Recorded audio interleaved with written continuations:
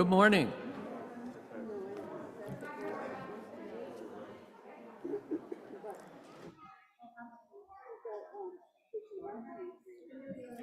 Welcome to our service from the Unitarian Society of Northampton and Florence.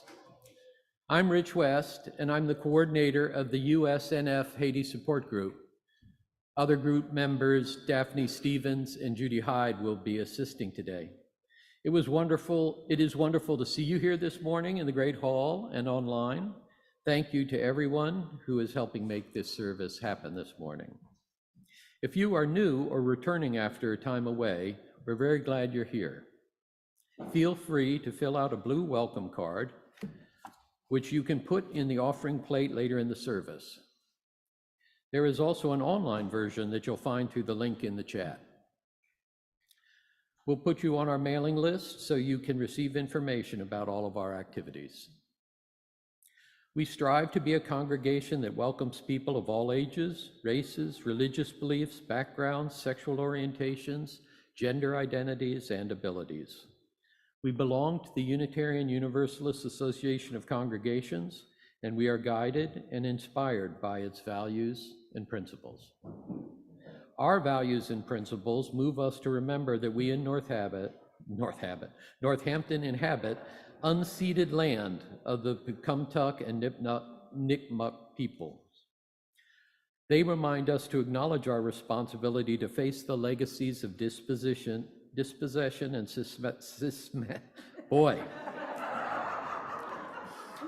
They remind us to get language lessons. They remind us to acknowledge our responsibility to face the legacies of dispossession and systemic racism that are part of our collective history, even as we also affirm and celebrate the legacies that inspire us. If you are on Zoom, we ask that you please keep your videos off except during the greeting. And if you're in the Great Hall, thank you for wearing a mask. Our annual stewardship campaign is ending. Thank you to all who responded so generously. If you've delayed, please return your pledge of financial support now. Today is good. Volunteers start calling this evening. Please answer our call and let us know we can count on your gift. In the coming days, our trustees start calculating if we can fulfill our commitments to staff and fully fund our programs, outreach, and other responsibilities. Every gift matters. Thank you. Our speaker today, Dr. Marianne Lo-Frumento, is a pediatrician who has practiced until recently in Morristown, New Jersey, and now in New York City. In 2010, in response to the earthquake that year, she co-founded Hands Up for Haiti, an organization of volunteer doctors and nurses who train and provide healthcare to Haitians.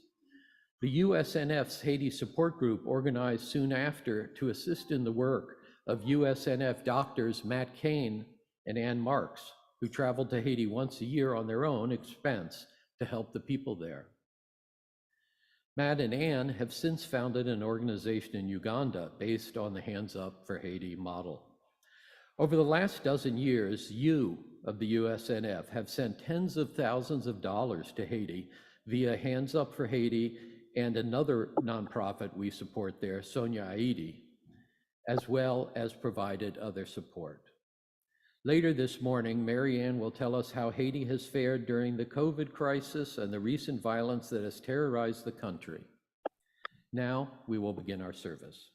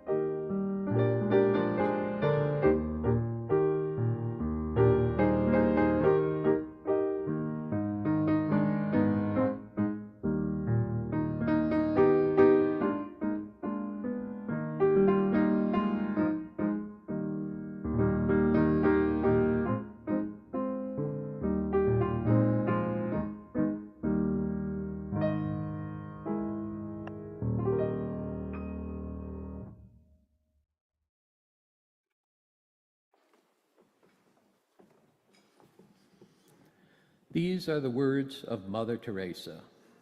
Love cannot remain by itself. It has no meaning. Love has to be put into action, and that action is service. It is not how much we do, but how much love we put in the doing. A lifelong sharing of love with others.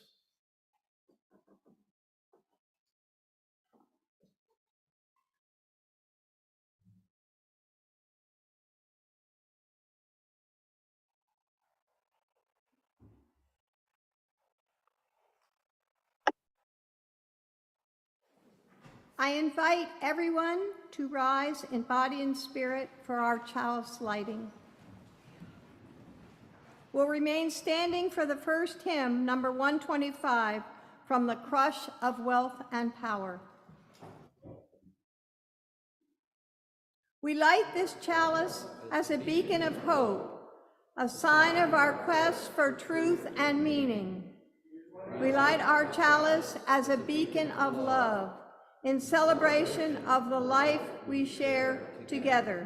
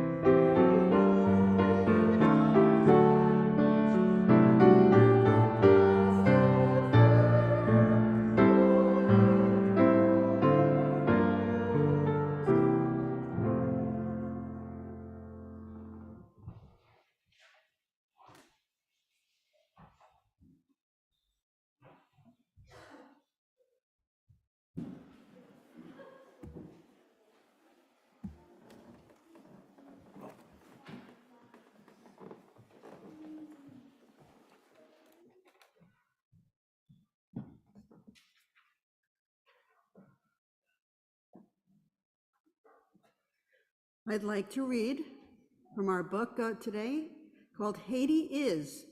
It's written by Cindy Similian Johnson and illustrated by Paulo Velez.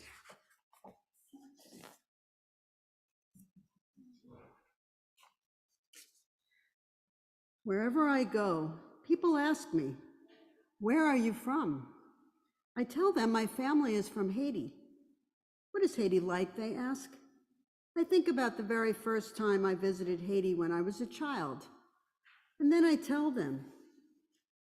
Haiti is the red-orange sun and pale blue skies, mountains beyond mountains, emerald blue lakes and white waterfalls.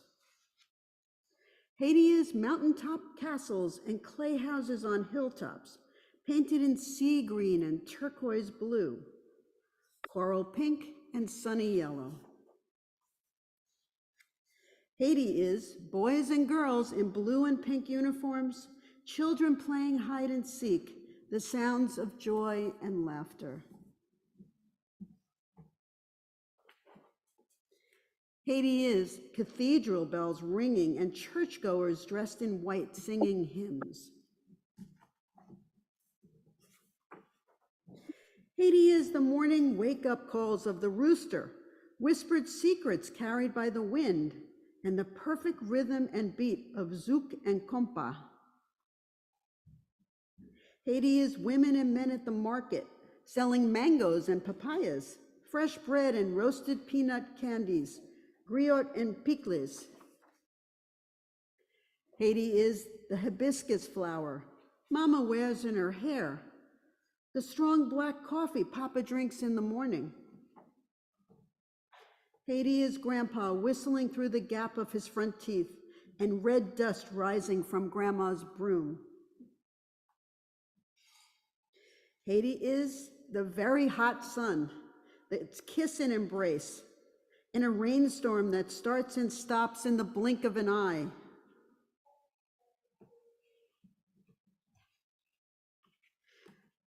And that is Haiti Is by Cindy Similian Johnson. Thank you.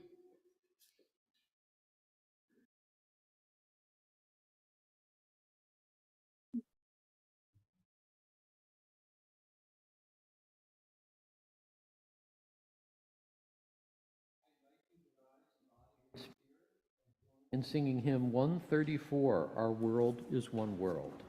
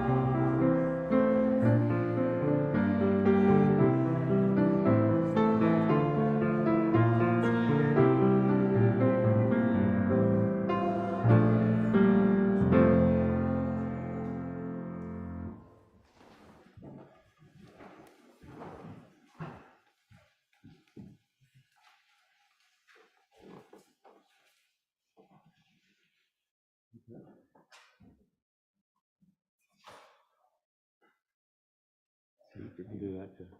Okay.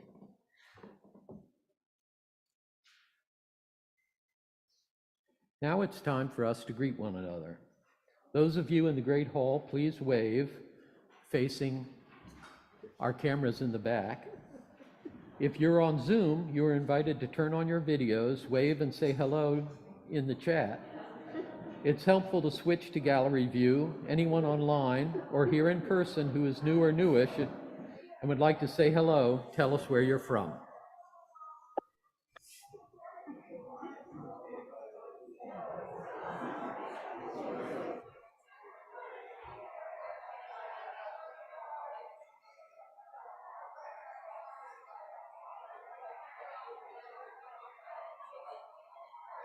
Welcome, folks at home. I see Georgia, Amy, who else is online today? Molly.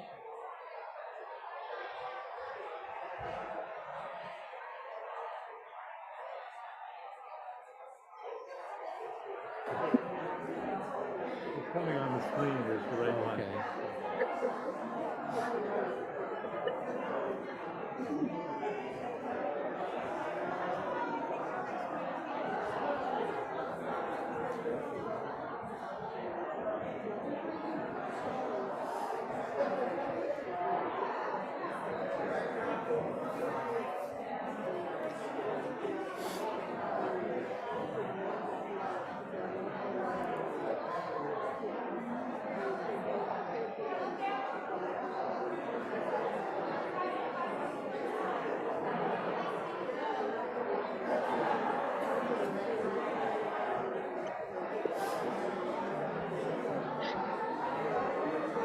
We'll just have to stop them at some point. Yeah, I know.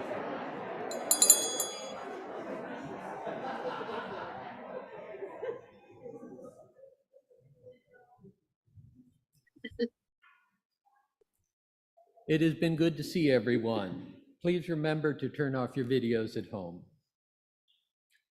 Now it's time for anyone going to religious education activities to leave us. Please join in singing them out.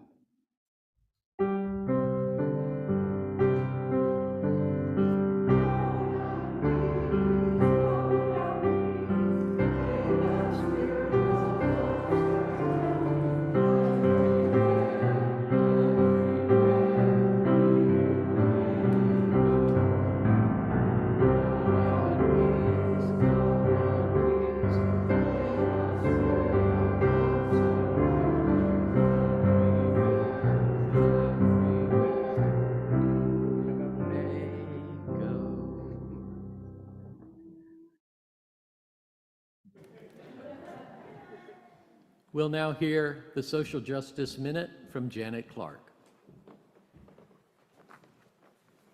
Hello. I'm Janet Clark, a member of the Climate Action Group, CAG, and this is the Social Justice Minute, which reminds us that our faith calls us powerfully to action on social justice and the environment. No, I just, So we might have an image up. all right, It's a so, painting of many, let's many put this in birds there, too. and just a we'll wild landscape. ask him, And it calls for these words written about 1380 by maybe Chaucer. it's from one of my glasses. Earth and air and tree and every lake so full was, Somebody riding in that our hardly was car, there space but for it me to was in- stand. it was on your So dress. full was all the place. Dresser. Where did you Hold find that? that lush vision of life, your home. That it was lying and around breathe. on, We have changed that world. It is estimated that 50% of today's in the birds, back. fish, and animals will be In gone the by back. 2050. We know the mining and burning of coal, oil, and gas causes extreme weather and habitat loss. As signatories at the Paris Climate Accords have affirmed, nations need to stop investing in these industries. Now, recent numbers reveal that many big banks still invest heavily in coal, oil, and gas.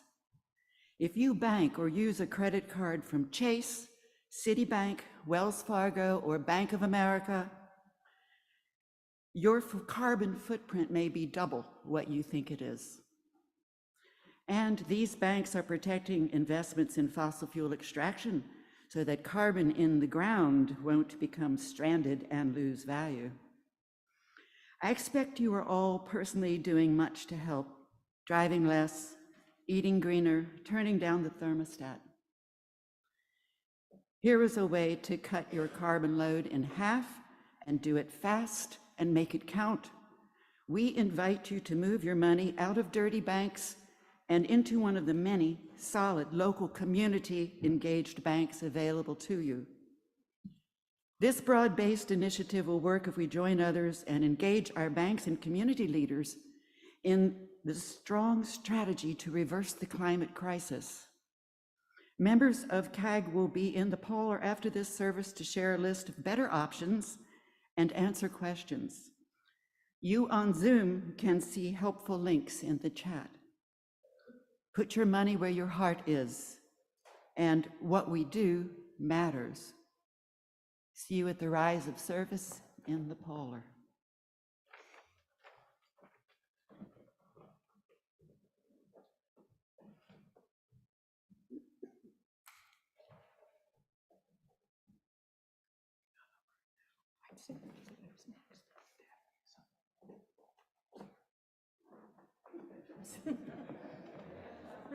Changing of the guard.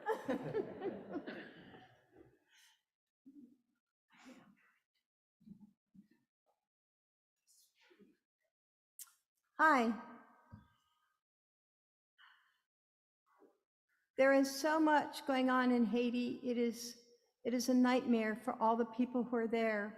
And I have a dear friend there who started the school that we are helping to raise money for. That is an amazing school when most Haitians, as you will hear, aren't even educated. The school is Sanya Haiti, and my friend's name is Gabby.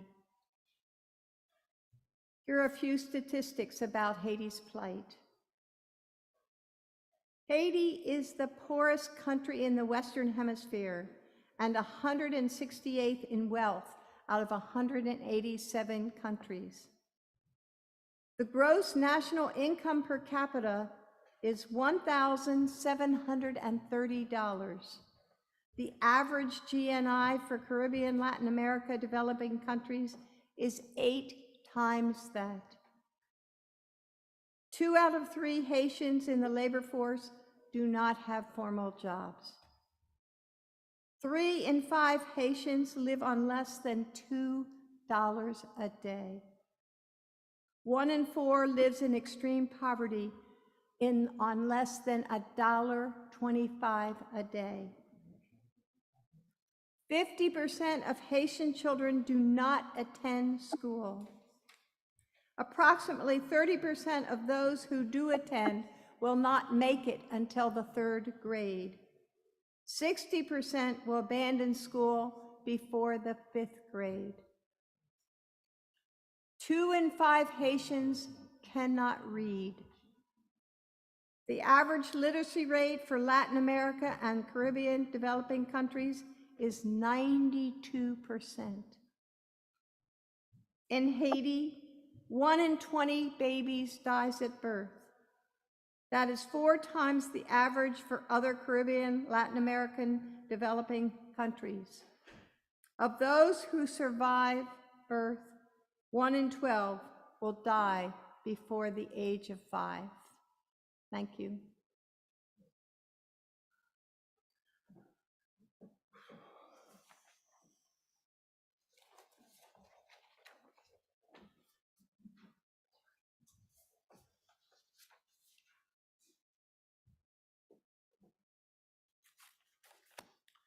These are the words of Martin Luther King Jr.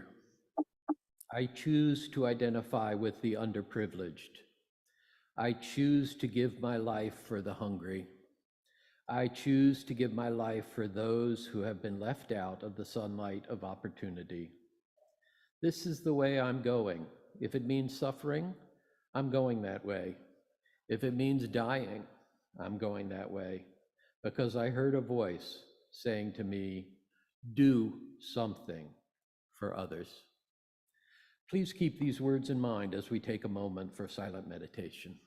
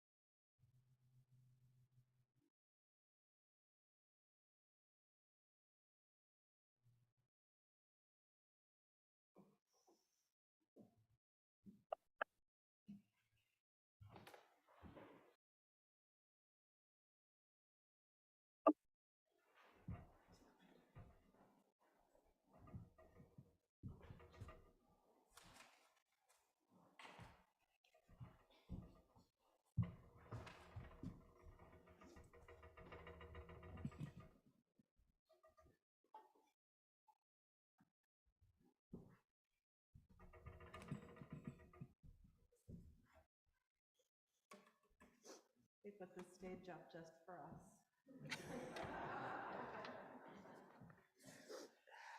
Elaine demanded it. Oh, yeah, that's right. Good. There's a sense in which, can you hear us? Just for Zoom. For show.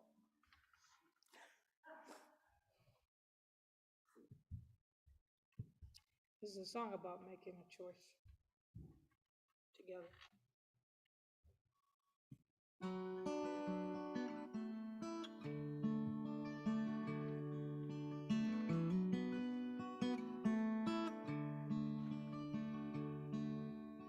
This is the sound of one voice, one spirit, one voice. The sound of one who makes a choice. This is the sound of one voice. This is the sound of one voice.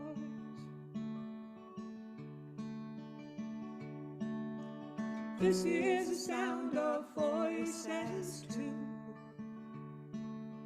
The sound of me singing with you, helping each other to make it through. This is the sound of voices too. This is the sound of voices too.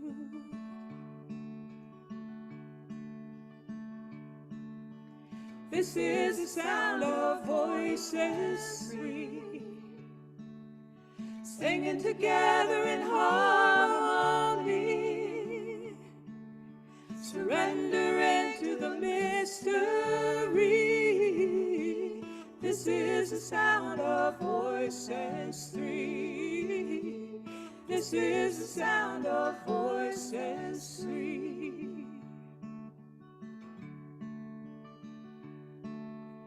This is the sound of all of us, singing with love and the will to trust. Leave the rest behind, it will turn to dust. This is the sound of all of us. This is the sound of all of us. Ooh.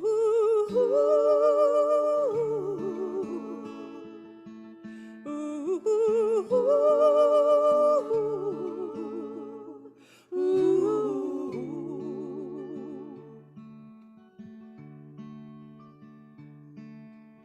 This is the sound of one voice, one people, one voice, a song for every one of us.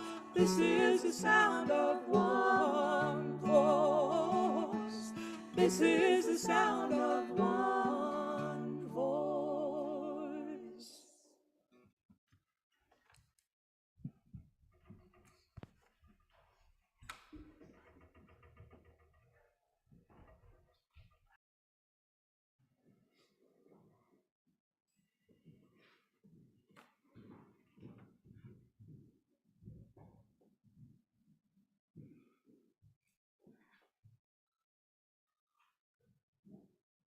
It was so lovely.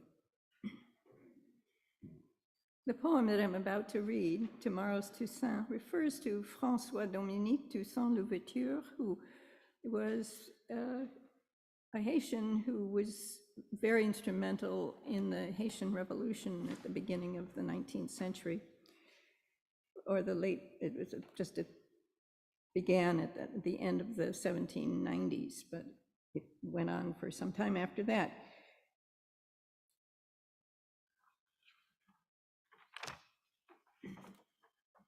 This is Haiti, a state slaves snatched from surprised masters, home of this world's sole successful slave revolt. Haiti, where freedom has flowered and flown, fascinating, like long-necked flamingos, gracefully feeding on snails in small pinkish sunset-colored sequestered ponds. Despite the meanness and meagerness of life, eked out of eroding soil and from exploited urban toil, there is still so much beauty here in this land, where the sea sings roaring ashore and fecund fertile hills lull and roll quasi-human in form. There is beauty here in the unyielding way our people, colored charcoal and banana beige, in shifting subtle shades of ripe mango or strongly brown bat black, sweet as the suck from sun-scorched staffs of sugarcane, have decided we shall survive, we will live on, and we shall be released. For what slaves have done, slaves can do, and that begets the beauty slaves can do.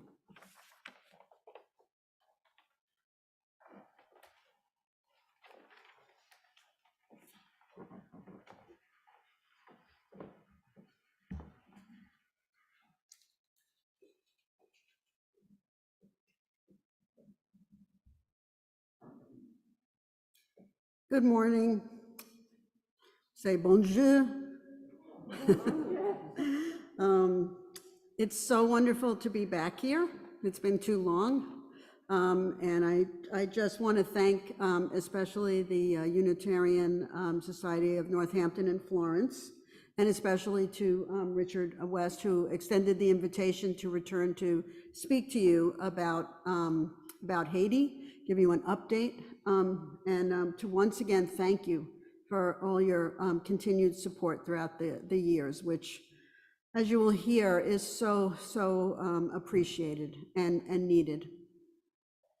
So I was last here in 2018.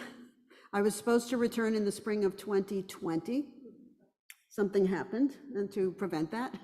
And I'm just so happy that now we were able to be together on Zoom, which I don't think even existed in our minds back then, and now has become a part of our lives. So much has happened to all of us, to our country, to the people of Haiti, and quite frankly, the world. Sometimes it feels like the earth has shifted on its axis, and it's only been a short time. But there's no shortage of disasters around the world, as we know. The recent natural disasters like the earthquake in Turkey and Syria, the man-made disasters such as the war in Ukraine. I could pick any spot in the world and we know that there is suffering and unrest and people in need. COVID changed all of our lives.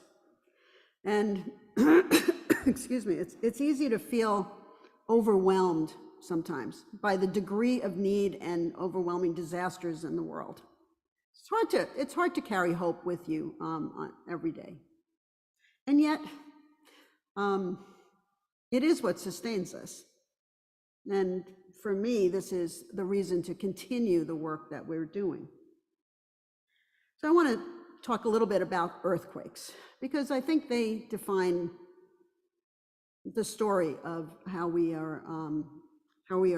got there and how we're working and what's happened to us. So earthquakes are defined by the violent shaking of the earth. There are seismic shifts. There's all kinds of geologic reasons for this. But we all know that it's more than that. It causes tremendous amount of destruction, loss of lives, and things change. The earth shifts and it's never the same again after an earthquake has been there. But earthquakes come in many different ways. And it was an earthquake that first brought me to Haiti in 2010, when over 300,000 people lost their lives and 1 million people were displaced. And because a friend asked me, I went on a mission that was supposed to be a one-time mission. As pediatricians, we were sent to the north of Haiti because they said, we don't need you down in Port-au-Prince where the destruction is. We need you to take care of all the children who are being sent up north with relatives, and also their parents. Many have lost parents. So we went to the north, and for 10 days we worked very hard in multiple places to bring what we felt was emergency care to the people and to the children. So for me, about the last day, when we were in the worst slum, in the worst neighborhood of Cap-Haïtien, which is in the north, second largest city in Haiti. And I'm holding the hand of a child who is barely clothed, has no shoes, who's clearly malnourished, who has been playing in a sewage-filled area, pigs rolling around in the same area. Clearly, multiple children surrounding us. And something happened inside of me, which I described as my personal earthquake. Something shifted. Something said, I don't care how many of these images you see on TV, when you see this in person, when you hold the hand of a child like that, something changes. And I said, we have to do something. I cannot stay in the suburban, luxury of my private practice and just not ignore what's happening in the rest of the world. So my colleagues and I decided to form Hands Up for Haiti then and there. And we decided that we would be back. And we came back. And for now 13 years, we have been working and establishing our work in the north of Haiti. And things were going very well. We were bringing groups of medical students and residents, as well as professionals, nurses, doctors, to Haiti 5-6 times a year. We were bringing medical supplies. In the process, we were training the Haitian medical staff in whatever education we could bring that they were not able to get. They were willing to learn, willing to work. They didn't have the tools. We brought ultrasound machines, we brought incubators, we helped them with oxygen-giving equipment for neonates. We helped train traditional birth attendants to do safe births and resuscitate infants afterwards. We did continual care with malnutrition. We brought ophthalmologists who saved vision on people who were blind with glaucoma and cataracts. We saved hundreds of elderly from strokes with our hypertension program. We were treating women for cervical cancer. We were running prenatal and pediatric clinics. And we were going out to distant, remote communities to deliver care because people would not be able to get it anywhere else. And things were going very well. And then, all of a sudden, in 2020, COVID hit. Now, COVID hit us harder than it hit Haiti. It never really took hold in Haiti because I think we stopped traveling there and we didn't bring it there. They did have it, but it didn't seem to affect them the same way. In fact, our staff was hearing about New York and New Jersey and people dying, and they were calling us and saying, are you okay? We suddenly were the ones who were in need. So we got past COVID, and yet suddenly, in July of 2021, the president of Haiti was assassinated in his home. His wife was shot. She did recover. To this day, we still do not know the full extent. There have been arrests made. It seems to be that there were some Haitian Americans involved. They were Colombian mercenaries. But this set off an unfortunate chain of events, which includes, to this day, the political void has left the gangs, the rival gangs, trying to take over and really almost running the country, but holding their own people hostage. And it's a horrible tragedy because right now there doesn't seem to be an answer to that. So for me, that's another earthquake. It's an earthquake that hit and disrupted everything and changed the way we operate, because now we had to shift to a different way to help our people. So we could no longer travel safely to Haiti, and we still cannot to this day. Many, many, many organizations left. They just left. They abandoned. Some of them were well-meaning, I guess, religious groups that, just decided that, they could not go back, so they didn't want to come anymore. There were a lot of organizations that folded, but we did not. We said, okay, we have to shift. We had already transitioned from an emergency operation, going there and bringing our things and, trying to, be the heroes and the heroines of the situation. We had shifted from the emergency response to a training and education response. Heal, teach, support were our words. And now we had to shift again. But because we had planted the seeds with our staff, because we had trained our Haitian medical colleagues, because we had formed partnerships with the hospitals that were still in operation, and with other organizations that are aligned with us who stayed, we were able to shift again and to provide the care in a different way. Haitian run, Haitian led. Now, what were they facing at this time? Well, Cap Haitian had there was unrest, there were some political, little demonstrations that disrupted things. Schools were closed for months. Not for COVID, but for the fact that there was an extreme gasoline shortage. Now, a fuel shortage to us is, well, we're going to have some trouble getting to the pump. Maybe there'll be a line. Maybe the prices will go up. But in Haiti, they literally stopped getting fuel deliveries to the country. And at one point, the gangs had taken over the main refinery down in Port-au-Prince. So what ripple effect did this have? Tremendous. First of all, the price of gasoline became $30 US a gallon. You've just heard how much the Haitians will make in a day, right? And now people could not get to work. Children could not get to school. But not only that, food could not get delivered to the areas from where it was being produced. And also it was being brought in from the Dominican Republic. Well, if you can't run your trucks, you can't bring the food in. Water could not be cleaned and filtered because they didn't have power to run the plants that do the filtering and bottle the water for the Haitians. Then the water could not be delivered, again, because the trucks couldn't run. For over a year, we were terrified. Our own staff could not get water, food for their families, even though we were providing them with an income. There was nothing to buy. There was nothing to get. Ironically, those areas that were most remote, and I'll mention Bodmalimbe because that's the village that you all supported, that we went for years to help support, that we're still connected with. We connected them with a medical clinic who took over our clinic, still providing care there. But I checked on them recently because we still have our contacts there. I don't know if you remember the goats. Remember the goats? Well, those goats multiplied like crazy. And when I was going to come back in 2020, I think I had like pictures and films of the goats.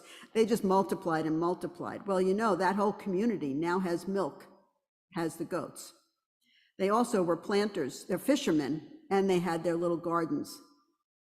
And they have actually had more food because they have had it in a sustained way.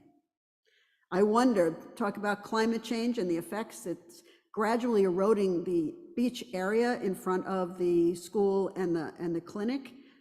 Trees have come down, the seawalls that were protecting, and gradually with each storm, unfortunately, I noticed that the beach was getting closer and closer to the homes.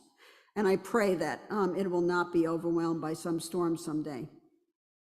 But the people there, forever grateful for that project, and we hope that they're doing well. I miss them. I miss being there. I love looking at my pictures and videos from there. They're so resilient, the Haitians. They were grateful for our support. They miss us. And for a series of complicated reasons, we couldn't go there anymore. Excuse me.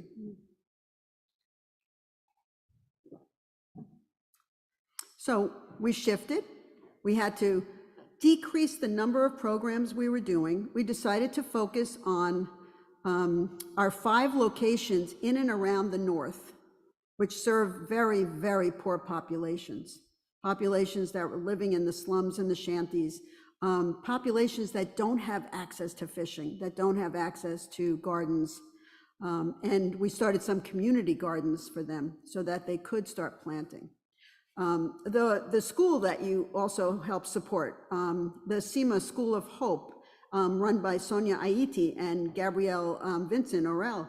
She is amazing, not only in producing this amazing school that we used to provide all the services for and see the children once a year, but also she's partnered with the agriculture department and the food growers, people who tell the farmers how to do their best to produce the peanuts and other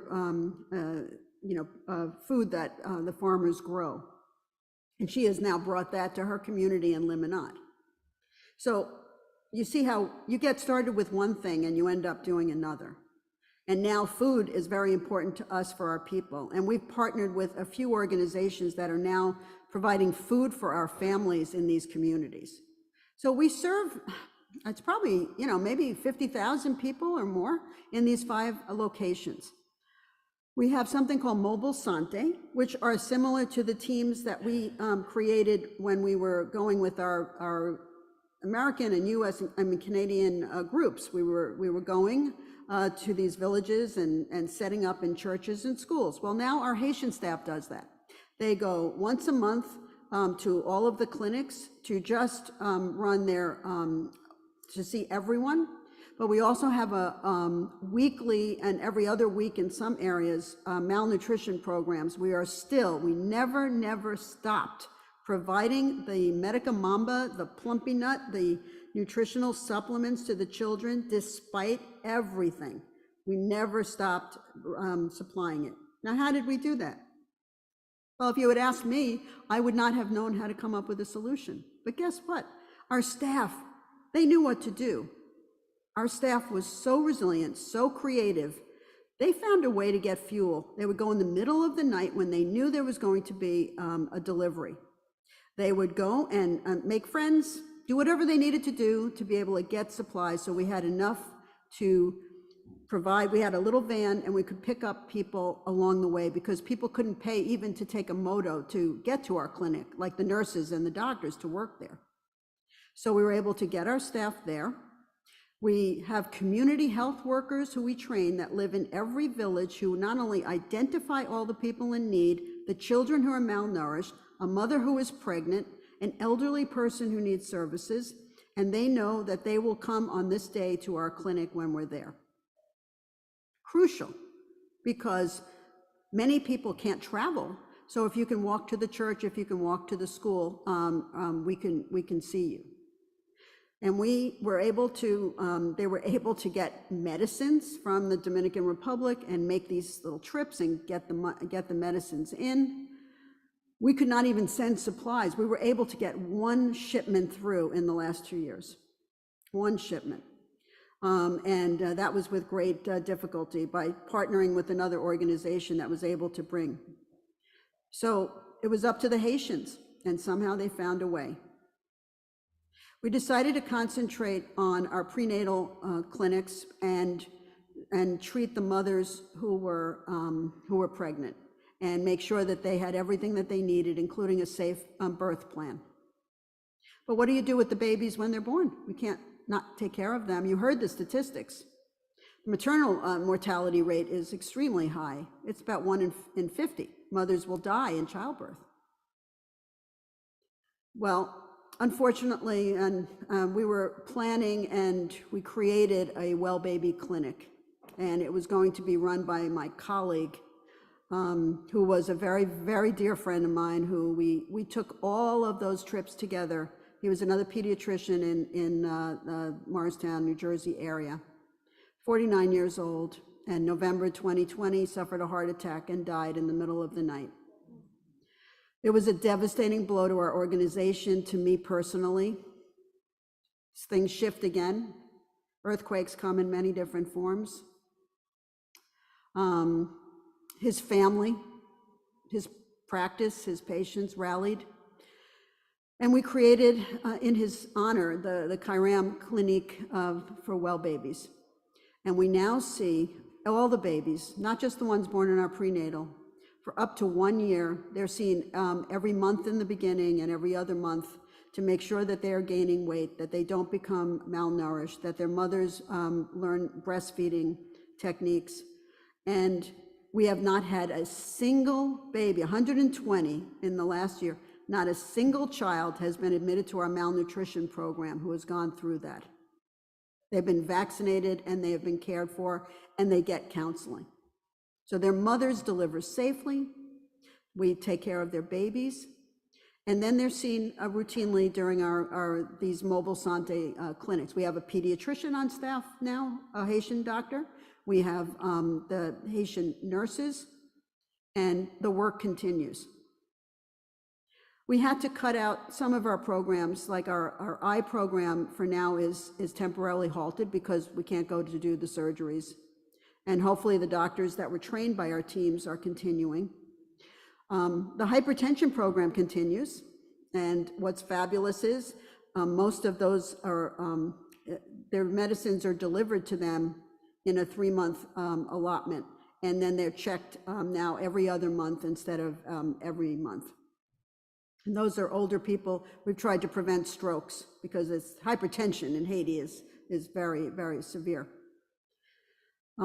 We have continued to dig wells. We just dug our 16th well, which provides clean water for over 5,000 to 6,000 residents in one community. So we have now dug 16 wells providing clean water. This was the only source of water for our community during the water, when they could not get water brought in. And their cholera had started up again because people were now going to dirty water again. But our communities that we served in our slice of Haiti had what they needed. So we have continued to support. We have continued to try to provide what we can. We here supply the funds. If we can't fundraise, we can't help them. But the Haitians are doing it themselves, and isn't that what we wanted all along? I miss going terribly. I miss bringing groups down. I miss seeing the people who I love, who live there and work for us. I've missed, babies have been born and I only get to see them on Zoom, babies of our staff. And we love them and we care about them, and we will not abandon them. I cannot look at them and say one more organization is going to leave you. We employ over 50 people, and that money also helps feed all their families. We are well respected in Haiti, in Cap Haitian. We work with the Haitian Ministry of Health. We are partnered with multiple organizations because you cannot get this work done. We are a small nonprofit. We could not get the work done that we do without the help of partnering with other organizations. So we're not walking away. I think that they have inspired us. And I asked the question, how do you keep your feet on the ground when the earth is shifting? You do that by keeping that hope going. I have not given up on Haiti. It's a mess, yes. If you look at the media just says it's a disaster. People come up to me all the time. Why do you still go there? Is anything going to help Haiti? It's never going to get better. Why do you still do this? And I say, there are a lot of things in the world. There's a lot of need in the world. There's a lot of disasters in the world. We have chosen this as our place to help. It is a small part of the country. But I'd say to them, what are you doing? Where are you supporting? Find a place in the world that you want to help, even in your own neighborhood. Do something, act. This is where we have chosen. And we are so appreciative of all of the support and help that members of this community have given us, because you have not given up on us either. We're not giving up, and we hope that you will continue the support that you can provide, but not just in funds, but also just that support. Inviting me back today was incredibly meaningful because my husband and I have become very fond of the community and of the town, and we love the welcoming spirit, and all the words and songs that were spoken and sung today are so inspiring and really fit with how we believe in the world. But there are many earthquakes, and there's many ways that life can be disrupted. We don't know what the future holds. I cannot say that Haiti is going to get better soon. It may not. But we can continue to support, and as long as the Haitian people, remember, this is a long history. It would take another whole hour or more to explain the geopolitical history of how the only nation in the world to ever become free of slavery from their own people, the only slave revolt that was ever successful within a country, but they paid a price for it. That price has been handed down now to generations. But the people we care for, they don't care about that. They need food, they need water, they need health care. They need to send their children to school, and thankfully schools have been open now since November, including the SEMA school, where hundreds of children attend. If we do not educate people, there's no hope for the future. But if we don't feed them and give them clean water, we can't even have them survive to be able to even be with their families.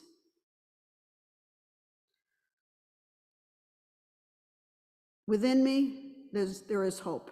I have not given up on Haiti or its people, and I will continue to provide support. I hope I can go back. Maybe when I come back next time to speak to you, if I'm invited, I'll be able to give you a personal update on what's been happening, not just through Zoom, which also has been a lifesaver for us connecting with our teams there. But I thank you very, very much. Merci en pile, which means thank you very much in Creole. And merci beaucoup. You know, it's either French or Creole. Neither one of mine is very good, but I do know a few words. But thank you very much.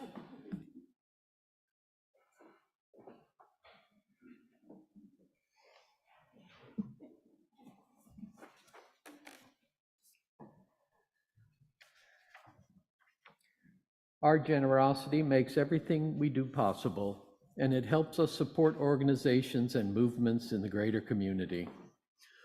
All of the proceeds of this week's offering will be given to Hands Up for Haiti to support its important work. You can mail in a check, donate online, or put your contribution in one of the plates that the ushers will pass. The offering will now be given and gratefully received.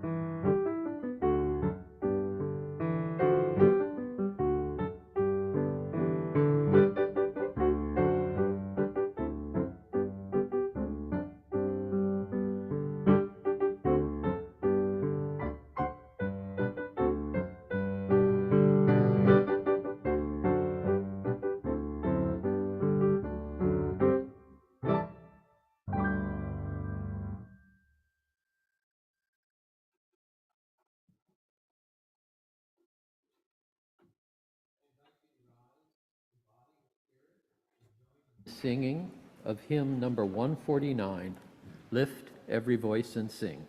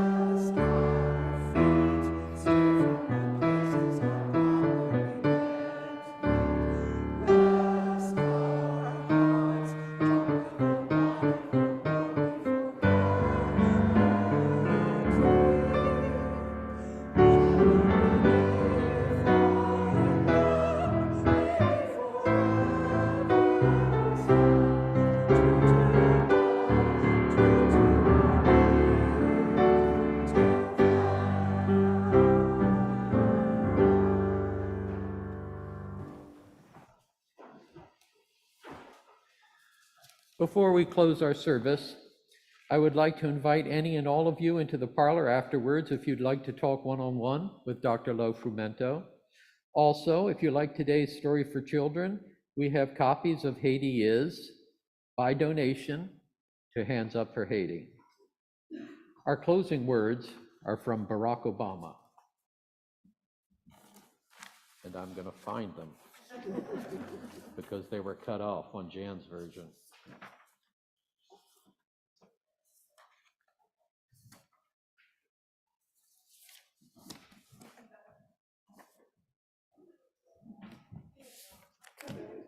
Here we go. Okay, great. Change will not come if we wait for some other person or some other time. We are the ones we've been waiting for. We are the change that we seek. Go in peace.